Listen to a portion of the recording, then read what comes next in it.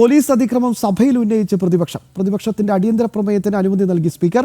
12 മണിക്ക് സഭ നിർത്തിവെച്ച് വിഷയം ചർച്ച ചെയ്യും. വിവരങ്ങളുമായി നിയമസഭയിൽ നിന്ന് പ്രജിത് മോഹൻ ചേരുകയാണ്. പ്രജിത്ത്, വലിയ കോലാഹലം ഉണ്ടാവേണ്ടിയിരുന്ന ഒരു വിഷയമാണ് പോലീസ് മർദ്ദനം. ഇന്ത്യൻ പോലീസുകാർക്ക് ഇന്നലെയും മുഖ്യമന്ത്രിയുടെ ഒരു പരോക്ഷ പിന്തുണയാണ് ലഭിച്ചത്. ഇതൊക്കെ ഒറ്റപ്പെട്ട സംഭവങ്ങൾ മാത്രമാണ്, ഇതൊക്കെ പർവ്വതീകരിക്കാനുള്ള നീക്കമാണ് നടക്കുന്നത് എന്ന രീതിയിലുള്ള ചില പ്രതികരണങ്ങളാണ് മുഖ്യമന്ത്രിയുടെ ഭാഗത്ത് വന്നത്. എന്തായാലും അടിയന്തര പ്രമേയത്തിലേക്ക് കാര്യങ്ങൾ വരുമ്പോൾ എത്രത്തോളം പ്രക്ഷുബ്ധമാകാനാണ് സാധ്യത?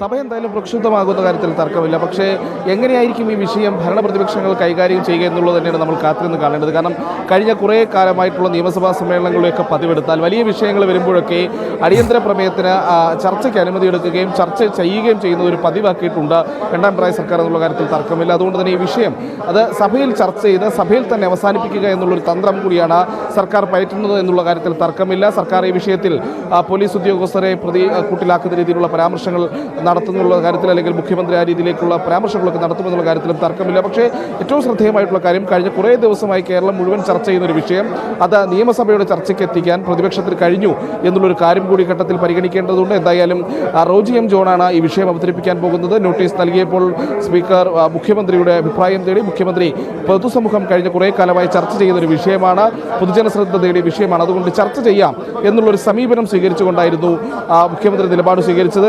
12 മണി മുതൽ 2 മണിക്കൂർ നേരത്തേക്കാണ് ഈ അടിയന്തര പ്രമേയത്തിൽ സഭ നിർത്തിവെച്ച് ചർച്ച നടത്തുക. എന്തായാലും ഈ വിഷയം അവതരിപ്പിക്കുന്ന റോജി എം ജോണാണ്. കഴിഞ്ഞ കുറേ കാലമായിട്ടുള്ള കേരളത്തിലുണ്ടാകുന്ന പോലീസ് അതിക്രമങ്ങളെല്ലാം സഭയുടെ പരിഗണനയിൽ എത്തിക്കാൻ റോജി എം ജോണിന് കഴിയും. അത് വിഷയം അവതരിപ്പിക്കുന്ന അദ്ദേഹമാണ്.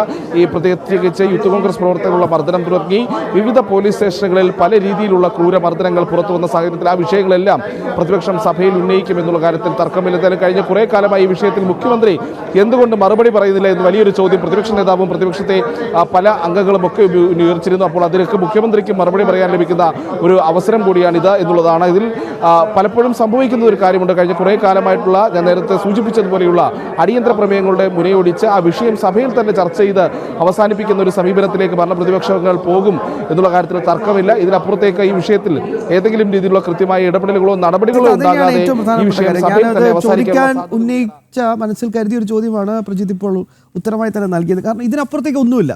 ഈ സഭയിൽ അങ്ങോട്ടും ഇങ്ങോട്ടും കുറച്ച് ഒച്ചപ്പാടൊക്കെ ഉണ്ടാക്കി ഇതിവിടെ അങ്ങ് തീരുകയാണ്. പക്ഷേ സംഭവിക്കേണ്ടതെല്ലാം പിന്നെയും ദൗർഭാഗ്യകരം എന്നോണം ഇങ്ങനെ സംഭവിച്ചുകൊണ്ടേയിരിക്കുകയാണ്. ഇപ്പം നേരത്തെ ഇതോടൊപ്പം തന്നെയാണ് ഈ രാഹുലിൻ്റെ ലൈംഗികാരോപണ വിവാദങ്ങൾ വലിയ രീതിയിൽ ഒച്ചപ്പാടൊക്കെ ഉണ്ടാകുന്നത്. പക്ഷേ ഇന്നലെ രാഹുൽ അങ്ങ് നിസാരമായി വന്ന് അങ്ങ് പോയി. അവിടെ സഭയ്ക്കുള്ളിൽ ഒരു മുന്നണിയിലെ ഒരാൾ പോലും ഒന്ന് ശബ്ദമുയർത്തി പ്രതിഷേധിച്ചോ? അപ്പോൾ ഇത് എല്ലാം ഒരു അഡ്ജസ്റ്റ്മെൻ്റ് ആണോ എന്നൊരു തോന്നിപ്പോകുന്നു.